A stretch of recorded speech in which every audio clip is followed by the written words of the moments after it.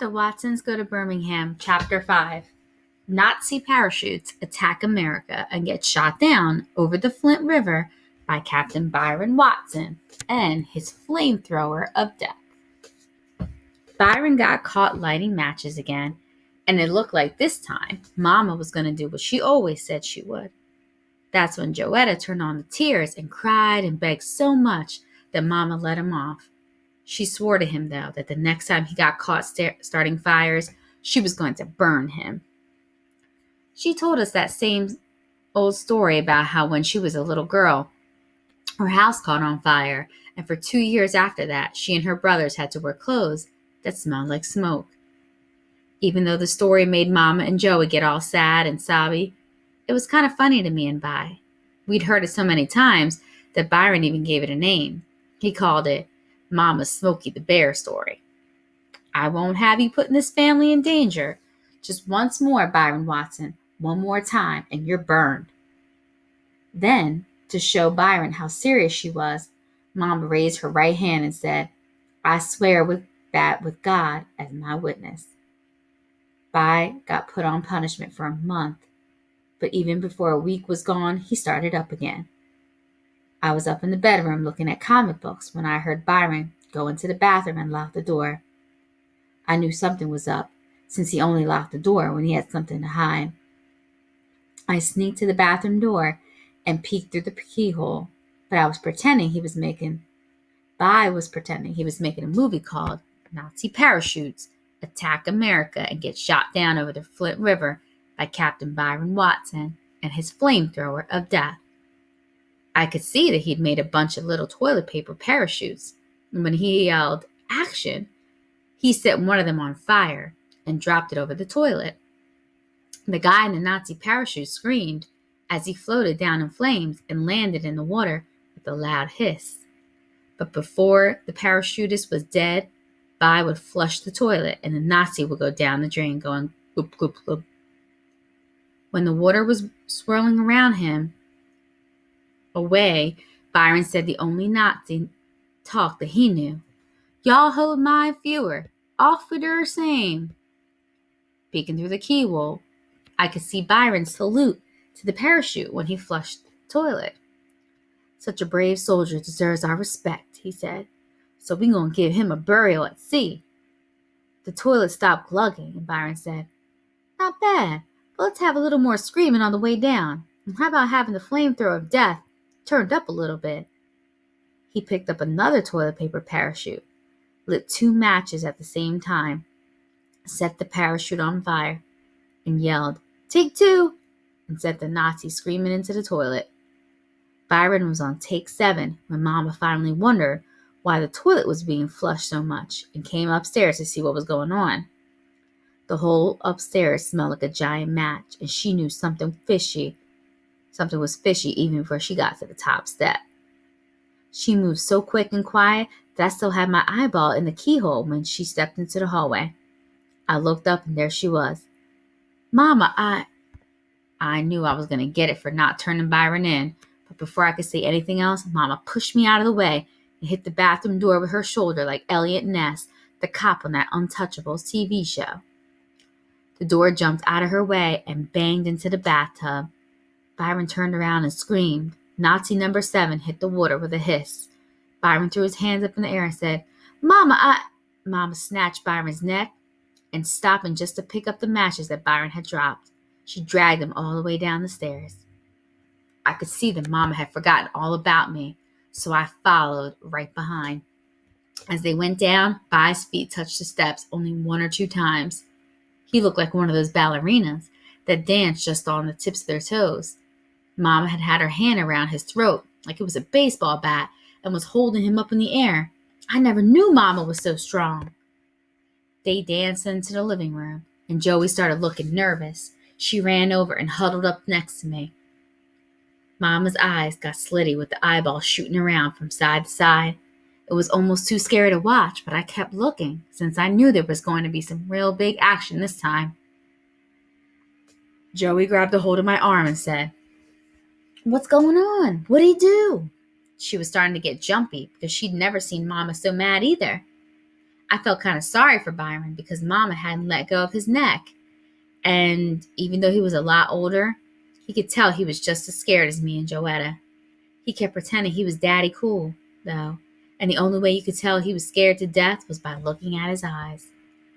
Mama kept her hand on Byron's neck and pushed him down on the couch and stood right in front of him. She opened the hand that hadn't been choking him and looked at the matches she picked up on the bathroom floor. While one hand had been strangling Byron, the other had been strangling the matches.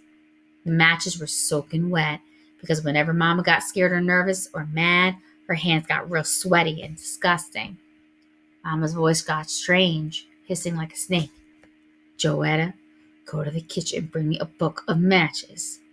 "But Mommy," Joey said, starting to get all sobby. "Joetta, do what I told you to do." "Mommy, I can't." The tears started coming and Joey was squeezing my arm. "Joetta, go get those matches." "Please, Mommy, he won't do it again, will you, Byron? Promise her, please, Mommy you won't do it again."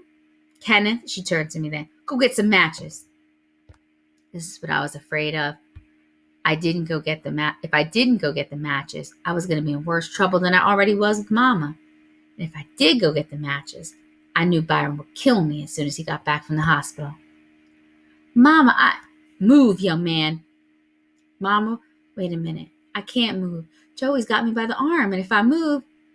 Mama pointed her finger at Byron and said, "Don't you move a muscle." We all could tell Mama was super mad because she started talking in that real Southern-style accent. Byron nodded his head, and Mama let go of his throat and stormed into the kitchen. Old Mr. Cool still had great big bug eyes, and as soon as Mama's hand left his neck, his own hands came up and started choking him themselves. "Oh, Byron, you better get out of here. Go down to Buphead's until Dad gets home.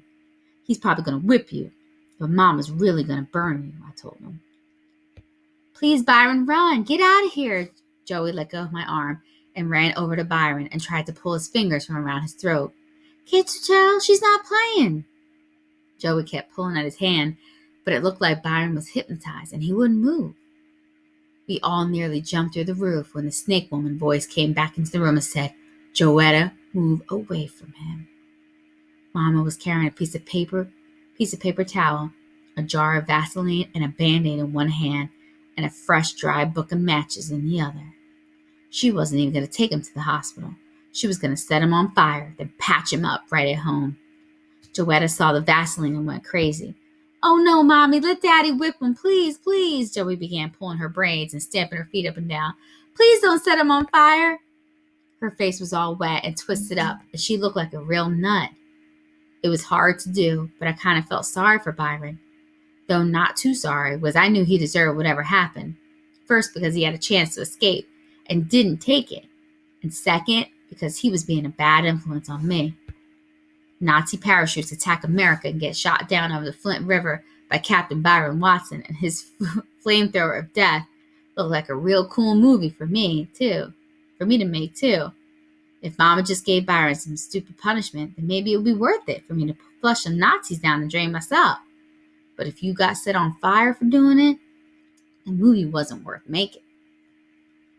So while I felt sorry for Byron because of what was going to happen to him, I didn't want to see if Mama would keep her word, and I always wondered what part of him she'd burn. His face, his hair. Maybe she'd just scare him by setting his clothes on fire while he was in them. Maybe if she was just going to set his clothes on fire, why did she need Vaseline? I knew Mama was going for skin. "Joetta, move away." Mama's voice still sounded strange. Joey spread her arms out to the side like a traffic cop and stood between Mom and Byron. "No, Mommy, wait." Mama gently set Joey on the side, but Joetta kept hopping back with her arms spread to protect Daddy Cool.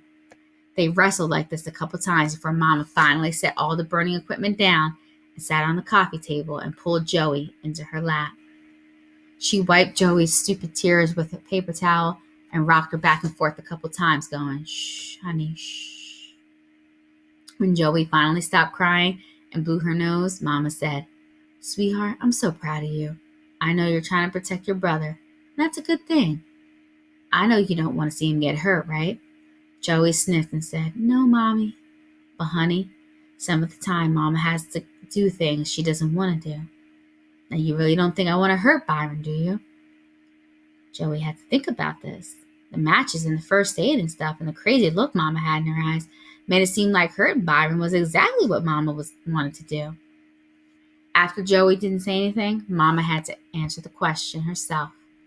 No, dear. Mama doesn't want to hurt Byron, but I don't want you going to school smelling like smoke either. And I don't want to see you or Kenneth or Daddy or Blackie or Tiger or Flipper or Flapper get burned up either. And if that boy... Mama's voice got strong again. We all looked over at Byron, who was still being held on the couch by his own hands.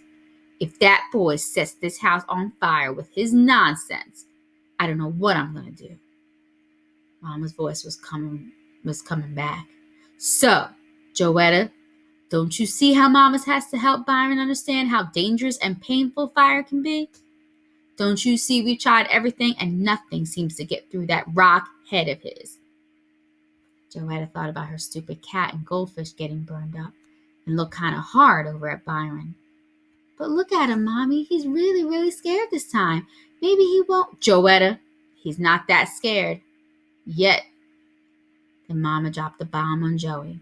Besides, don't you remember, sweetheart? Don't you remember when this happened last week? I swore to God that if Byron did it again, I would burn him. What do you think? You think I should break my word to God? Joey was at the age when you're real religious. She went to Sunday school 3 days a week. Huh, honey? Should I break my word to God? No, Mommy, Joey said. Then she scrunched her face up like she was eating something sour and cried out, Since you promised, I guess you gotta do it. She took a giant breath and sobbed. Go ahead, burn him up. Joey climbed off Mama's lap and Byron's eyes got bigger and bigger, but his traitor hands kept him pinned to the couch. But please, Mommy, don't burn him too bad, okay? Please, please. Joey was starting up again. Don't worry, sweetheart, I won't. I'm just going to burn his fingers enough so he won't be tempted by fire ever again. Those were like magic words. They snapped Byron right out of the spell Mama put him on him. It was like his hand said, Fingers? Did she say she was going to burn someone's fingers? Because when they found out it was them that they were going to get burned, they let go of Byron's throat and joined the rest of his body in deciding to wait at Buckhead's until Dad got home. Byron was fast. Mama was faster. He didn't even make it out of the living room before Mama tackled him. Mama sure is a good athlete. She sat on his chest and said, Not this time, Buster. This time you pay, she said. Buster. Byron squirmed around for a second and then did something I'd only see him do a couple times before. He started crying. Mama lit a match and grabbed Byron by the wrist and said, Put your finger out. I couldn't believe it. Byron's finger popped right out. He was hypnotized all over again. Mama's horrible snake woman voice came out again and said, If you ever, the match got closer and closer to Byron's skinny brown finger. Play with if you ever even look at. Byron's hand was shaking and he was crying like a big baby, but his finger still stayed out. Another match in this house. The match was getting closer and closer, and I knew Byron could feel the heat. I will personally, by myself. It was so close now that I thought I could hear the sweat on Byron's finger getting turned into steam and going, Psst. I will burn not just one finger. I will burn your entire hand, then send you to a juvenile home. Byron closed his eyes and screamed. Right when the fire was going to give him a good roasting, Joetta ran across the room and sounding like that little engine that thought it could, she blew the match out before it got him. She thought she missed, though, because she stood there huffing and puffing and poohooing at the match even after it went out. Mama's hand, Byron's finger, and the match were soaked with Joey's slob. Honey, we agreed, didn't we? Yes, Mommy, Joey looked down and said, But I thought you got him. Not yet, sweetheart, but I'm going to. 4 more times, Mama lit a match, and 4 more times, Joey patooed them out. Finally, Mama got sick of having slob all over her head and gave up. That night, Byron had to deal with Dad. No panic, no picnic, but a lot better ending to his Nazi parachutes movie Then Captain Byron Watson gets captured and burned alive by the evil snake woman with his own flamethrower of death.